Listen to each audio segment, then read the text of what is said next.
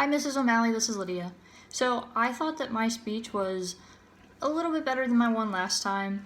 I really thought that I projected my voice well this time, and I know that that was an issue with my past two speeches. I thought that this time I really thought about it and I really went for it and really projected my voice more than the last time. I also thought I had a really good topic. I really wanted to go into it and really explain it, and I kind of had to keep myself from doing that because my speech was already a little bit too long.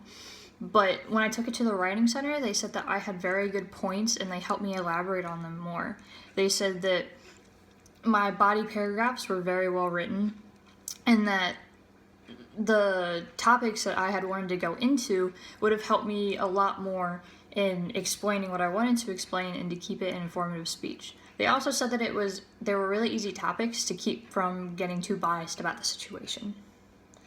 So, going into what I didn't like about my speech, for my last critique, I said that I wanted to be more rehearsed this time, and unfortunately that wasn't the case. I wasn't too rehearsed, but I wasn't also not too rehearsed because I felt like I knew what I was talking about and I had memorized my speech and I was going from not quite memory, but also knowing what I was talking about. But at the same time, I still needed pointers to keep me from going off the rails and just talking about the Second Amendment for 10 million minutes.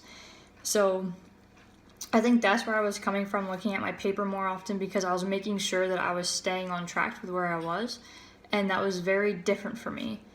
So I also thought that I could have had better stories.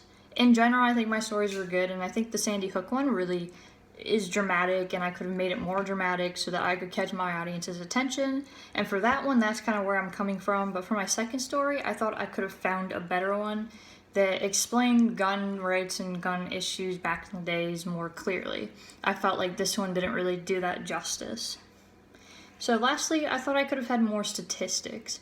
I only had 2 statistics, but I didn't want to go too into that because I wanted to get to actually the informative part of the Second Amendment. But I also thought that I could have used statistics to back myself up more. I thought it wasn't really backed up by statistics more than it was, interpreting the amendment.